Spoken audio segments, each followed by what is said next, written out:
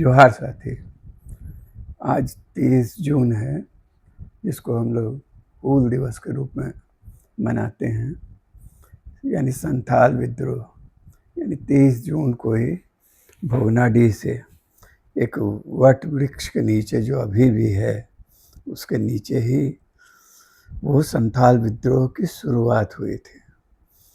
तो आज तरह तरह का कार्यक्रम होगा दुमका में और भोगनाडीह में, जो है वो इलाका वहाँ जहाँ से संथाल विद्रोह की शुरुआत हुई थी। उस विद्रोह में उस विद्रोह की महत्ता क्या है, इसको आप समझिए इस रूप में कि जब भारत में माना जाता है कि अंग्रेज़ों के गुलामी के खिलाफ 1857 में जो सिपाही विद्रोह हुआ था, उसको वहाँ से शुरुआत मानते हैं लोग। हालांकि वो भी पूरी तरह वो अंग्रेज़ों के खिलाफ या गुलामी के खिलाफ भारतीय जनता का संघर्ष नहीं था। बहुत सारे लोग मानते हैं, इतिहासकार मानते हैं कि वो सामंतवाद को बचाने का भारत में आखिरी प्रयास था। यानी झांसी की रानी हो और जितने लोग उस बीच उस विद्रोह में शामिल हुए, और तो उसके बारे में माना जाता है कि उस समय का जो वो था, वो चाहे वीर कुंवर सिंह हो, चाहे और इस तरह के जो थे, वो लोग अंग्रेज़ों से लड़े, इसमें कोई शक नहीं। लेकिन ज़्यादातर लोगों ने अपनी ज़मींदारी, अपना रजवाड़ा बचाने के लिए संघर्ष किया था। और सिपाही विद्रोह का भी जो भीतर से जो उसका स्वरूप था, वो एक अलग तरह का था।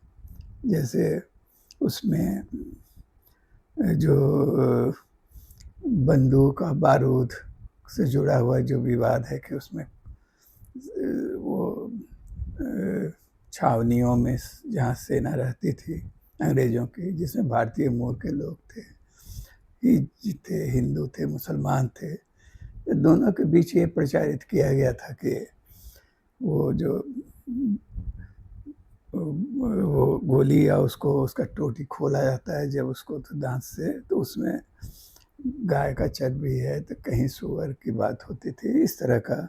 और एक उसका ये था। इसके अलावा भी कुछ थी कुछ, लेकिन कुल मिला के आप देखेंगे कि सिपाही विद्रोह के बाद भी जो कवायद हुई और जो जगह जगह संघर्ष हुआ, और विद्रोही सैनिकों ने जिसका नेतृत्व किया, जिसमें शामिल हुए मुख्य रूप से, वो यहाँ से चलते हुए रामगढ़ वाला इलाका भी, हमारा झारखंड वाला इलाका भी उसमें शामिल था, दिल्ली तक गए।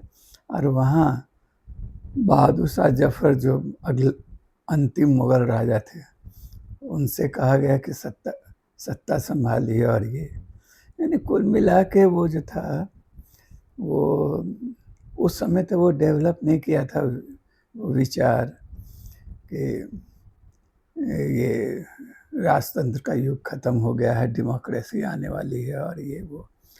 लेकिन हमारे यहाँ जो संथाल विद्रोह हुआ, जो 1857 के पहले, यानी 1850 के आसपास, तो सोचिए कि उस समय जो विद्रोह था, उसकी मूल भावना थी यही कि अंग्रेजों यहाँ से जाओ, मेरे इलाके में, हमारे इलाके में तुम्हारा काम नहीं है, हम अपने तरीके से जिएंगे, जीते रहे हैं।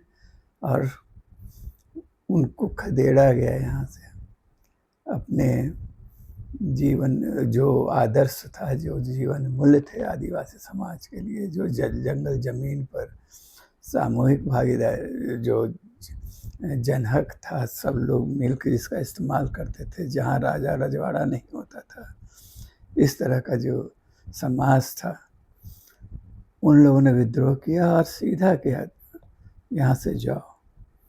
यानी जो क्विट इंडिया मूवमेंट 1942 है उसके बाद शुरू हुआ भारत में, गांधी के आने के बाद, वो अभियान आदिवासी इलाकों में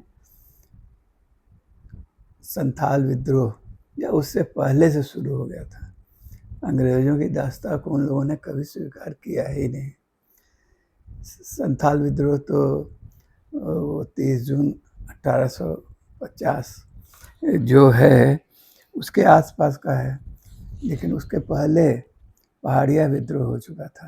राजमहल की पहाड़ियों में जो पहाड़िया जाति समुदाय के लोग रहते थे, वो लोग अंग्रेज़ों से लड़ते रहे थे।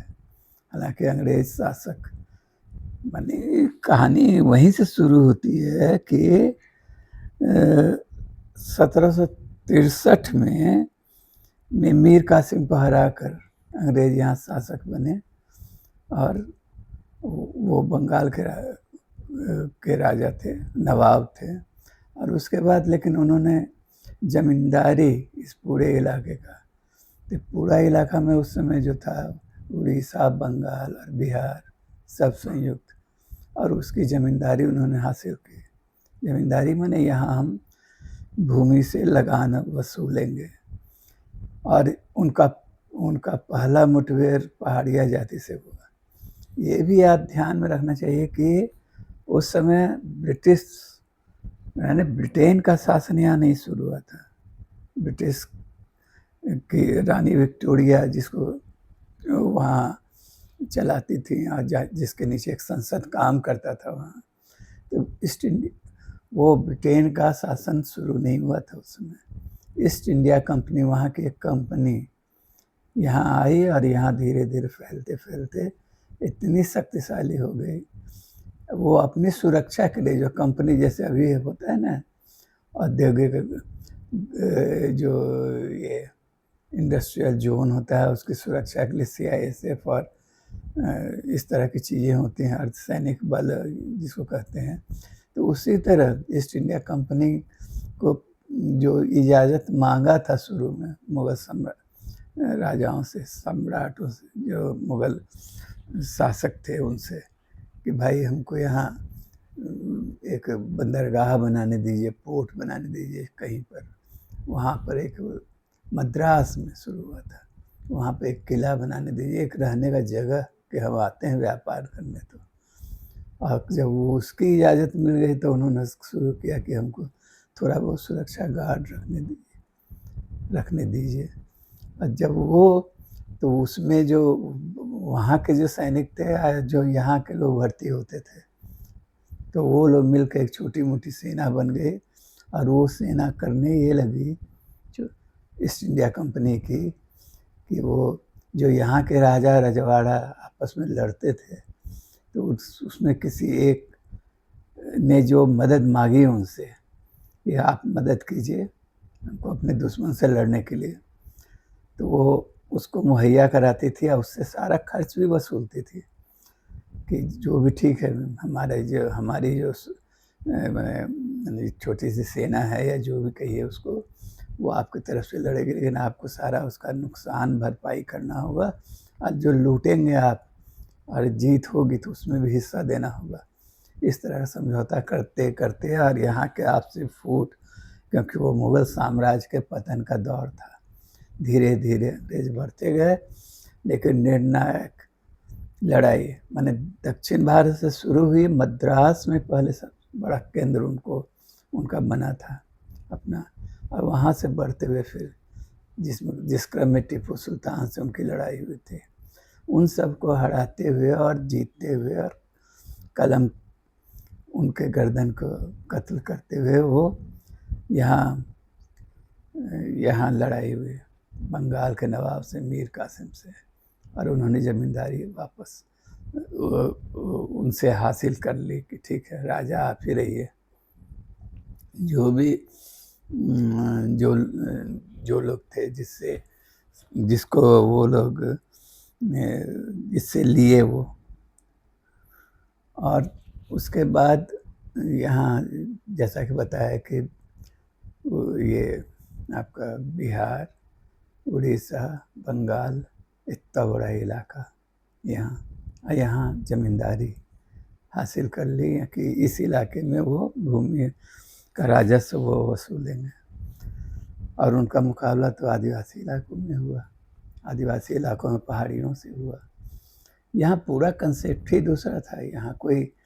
यहाँ भारत में ही जो आदिवासी इलाके थे उसकी भूमि व्यवस्था बाहर के अन्य इलाकों से भिन्न थी। यहाँ कोई ज़मीन के बारे में सीधी समझ ये थी कि ज़मीन हमको किसी राजा ने नहीं दिया है, किसी से लेकर हम खेती कर रहे हैं, ऐसा नहीं है कि इसके बदले हम उसको राजस्व दें। ये ज़मीन तो हमको हमारे पूर्वजों से हासिल हुआ है, जिन्होंने बड़ी मेहनत से ज़मीन को जंगल काट के या साफ करके खेती योग्य बनाया था। हम क्यों देंगे राजस्व?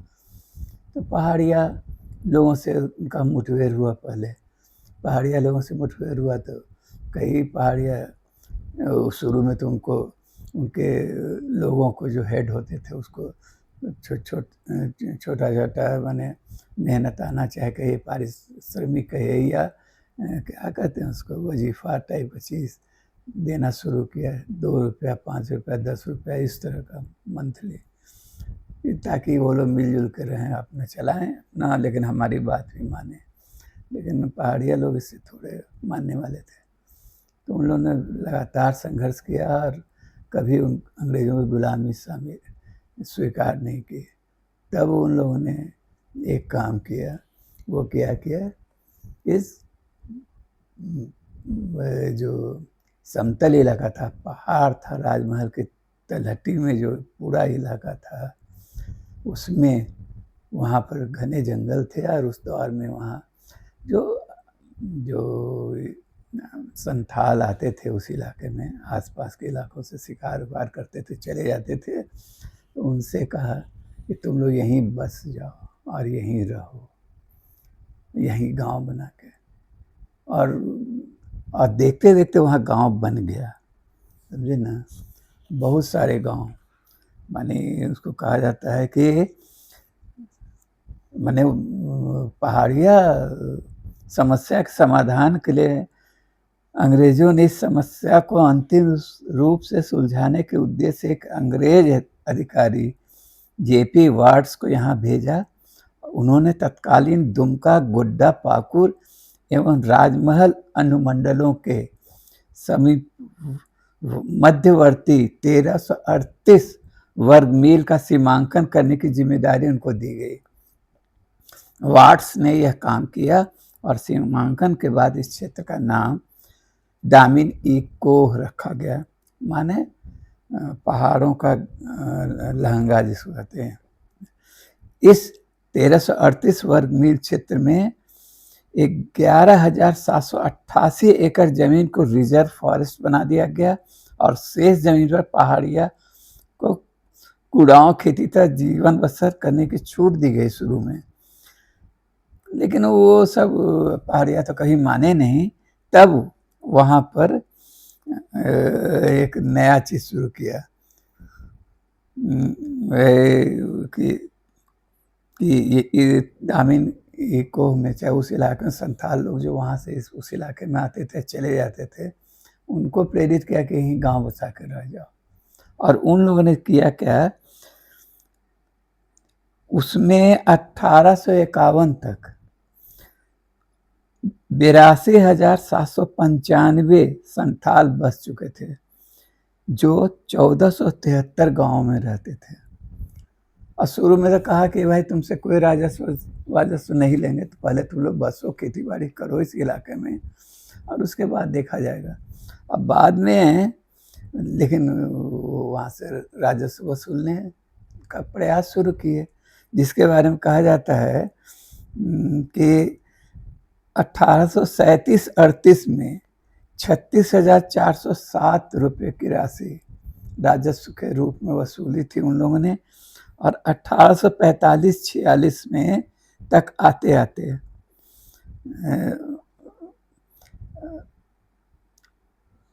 58,033 रुपया, 58,000 यानी वहाँ से राशि वसूली। वसूलने के क्रम में जो लोग लगान नहीं देते थे या राजस्व नहीं देते थे, तो उनकी ज़मींदारी का नीलाम करना शुरू कर दिया, उनके खेतों को। अब वहाँ पर ज़मींदार बसाना। अंग्रेज़ लोग के साथ सबसे बड़ा धोखा ये हुआ कि वो समझते थे कि यहाँ जो मुंडा राजा हैं, चाहे इस तरह के जो लोग हैं, वो एक्चुअल राजा होते हैं और वो अपने जनता वहाँ अपने इलाके में प्रभुत्व रखते हैं और वो लगान वसूल के दे सकते हैं। लेकिन मुंडा राजा तो स्वशासन जो उनका था, अपनी व्यवस्था थी, उसकी एक का हेड होता था, जिसको सब लोग मिल के अपना स्वशासन चलाने के लिए चुनते थे। और परंपरागत राजा, किला, सेना रखने वाला राजा तो उस तरह का होता नहीं था। तो वो मुंडा राजा इस तरह का जिसको पकड़ के लाया, एग्रीमेंट किए, तो वो स्वीकार भी कर लेता था कि ठीक है हम इतना राजस्व, लेकिन वो कर नहीं पाता था। तब उन लोगों ने नीलाम करना शुरू किया। अब पश्चिम बंगाल इस सटा हुआ ये इलाका था, जो हिंदू, बंगाली हिंदू कहिए या इस तरह के जो लोग थे, ज़मींदार थे, जहाँ उनको ला के नीलाम करना शुरू किया। और उसके साथ साथ उसी दौर में वहाँ रेलवे लाइन में बिछना शुरू हुआ और उसमें इन सब कामों के लिए ज़मींदार अपना कारिंदा लठैत रखता था, ठेकेदार आया वो 10 तरह का जुल्म करता था। लोगों को शुरू में काम वाम मिला तो लगा कि चलो रोज़गार तो कुछ मिल रहा है और काम मिल रहा है, लेकिन उन लोगों ने जुल्म करना शुरू किया। महिलाओं के साथ अभद्र व्यवहार, बलात्कार, इस तरह की चीज़ें, घटनाएँ होने लगी और अंत में उसके खिलाफ एक विद्रोह फूट पड़ा। उसको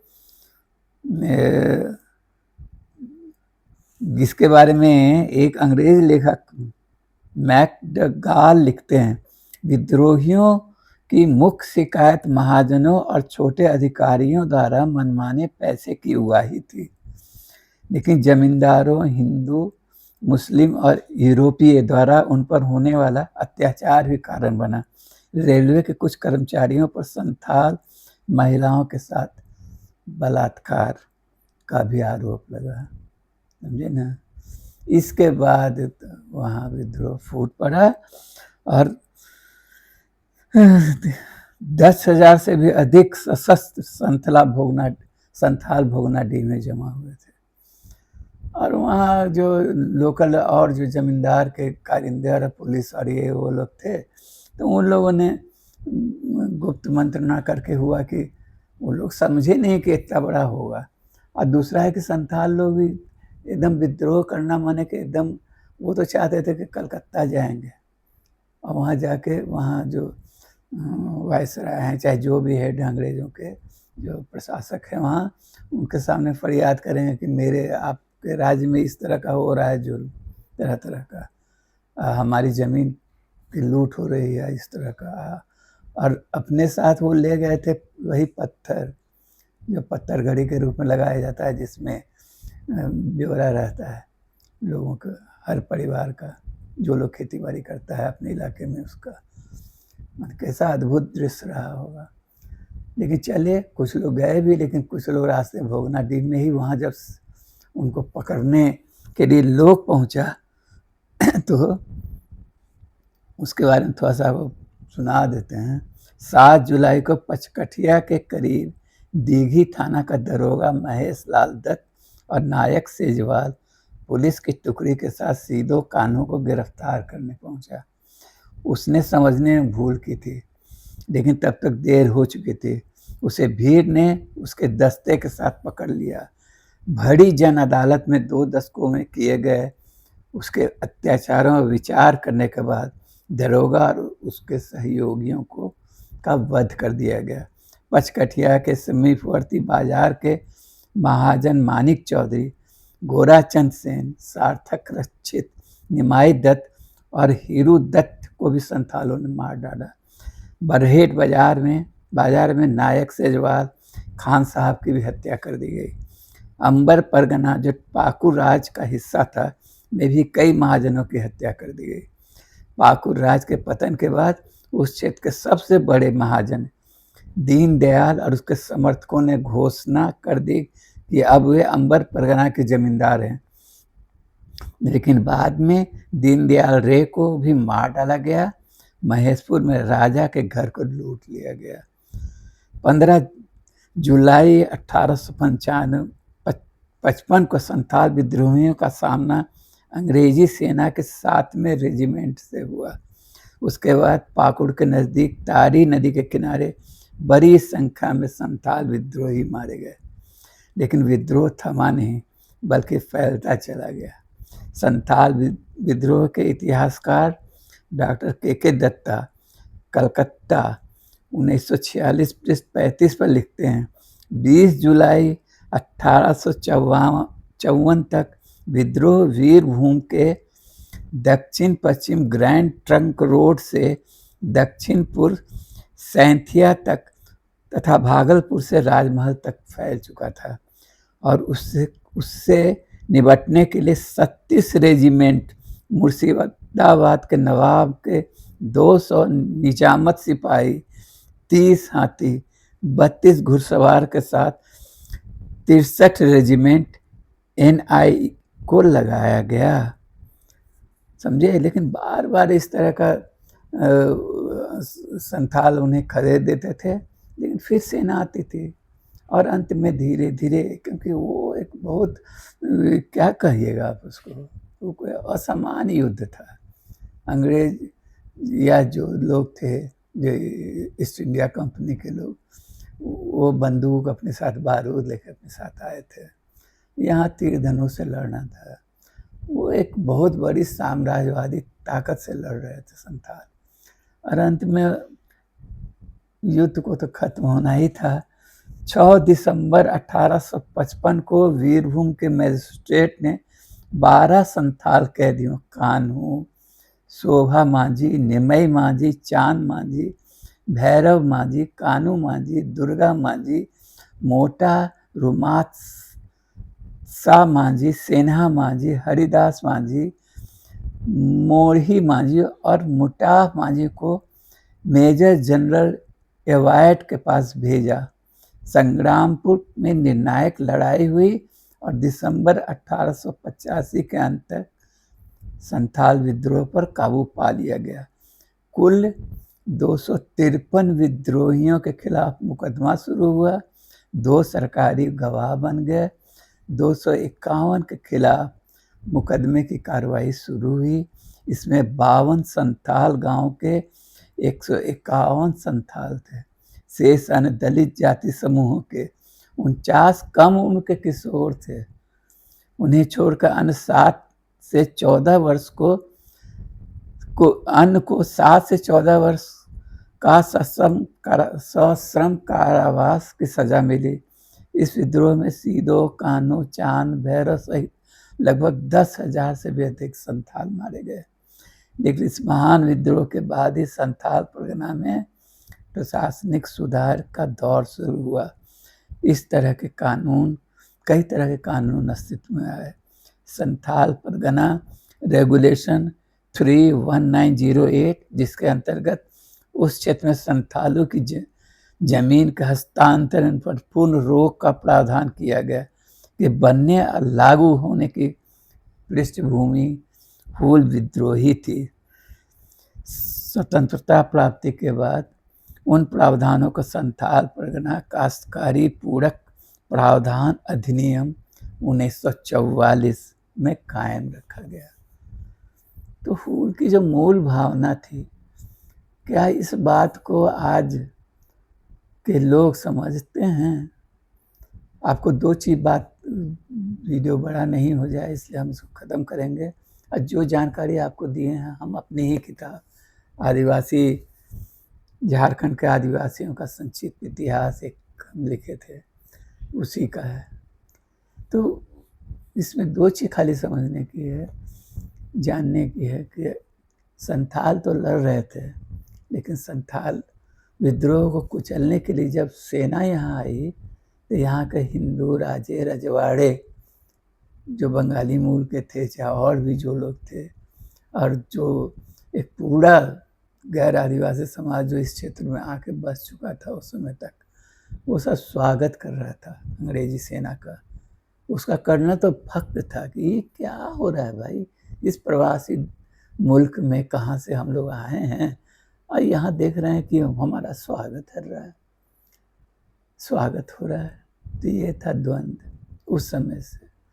इस शुरू से हिंदू राजे रजवाड़ों और जमींदारों और सामंत तबका को लगता था कि अंग्रेज जो हैं उनको मुगलों की दास्ता से मुक्त कराएंगे, और इसलिए वो हमेशा उसको अपना समझते थे। ये अंतर्द्वंद था भारत की आज़ादी की लड़ाई की। तो गांधी के इस स्वतंत्रता संग्राम 1913 में बहुत दिन बाद सिपाही जो संथाल विद्रोह के लगभग 60 वर्ष बाद जब गांधी की राजनीति में प्रवेश हुआ, पूरा देश ही उनके खिलाफ खड़ा हुआ, तब जाके ये इसका बदला चरित्र, नहीं तो भी। तो दूसरी बात कि वही लोग, वही तबका, उसी को आप देखते हैं यहाँ जो राष्ट्रीय पार्टियों में जो लोग हैं, खास करके भाजपा में जो लोग हैं, वही लोग तो हैं सब, और वही सब आज। और हमारी जो पार्टी है, क्षेत्रीय पार्टी झारखंड मुक्ति मोर्चा, या ये लोग भी कितना समझ पाए हैं हुल को, और हुल के जो मूल बात थे उसके, आदिवासी समाज के मिजाज को, उनके अधिकार को, अपने पूर्वजों का कितना वो सम्मान करते हैं। उसी कानून जो उसके द्वारा बना संथाल परगना में हुल के द्वारा, उस कानून का उल्लंघन कर गोड्डा में हजारों एकड़ जमीन अडानी को पावर प्लांट के लिए दिया गया, और अभी भी सभी इसी फिराक में रहते हैं। सत्ता का स्वभाव ही है, सत्ता और विपक्ष दोनों का चरित्र लगभग मिलता जुलता है, हो गया है। यदि जनता जागरूक नहीं रहे, अपने अधिकारों के लिए नहीं लड़े, तो सारा जो जमीन है जो छीन के ये लोग दे देंगे कारपोरेट को, ये हालत है। लेकिन हाँ, आज भी सब लोग पाखंड भी वहाँ करेंगे, प्रशासन जो सत्ता पक्ष के द्वारा भी होगा और विपक्ष के द्वारा भी होगा, कांग्रेस भी करेगी। कांग्रेस के लोग वहाँ तो कई तरह का धरना प्रदर्शन ये वो भी करते रहे हैं।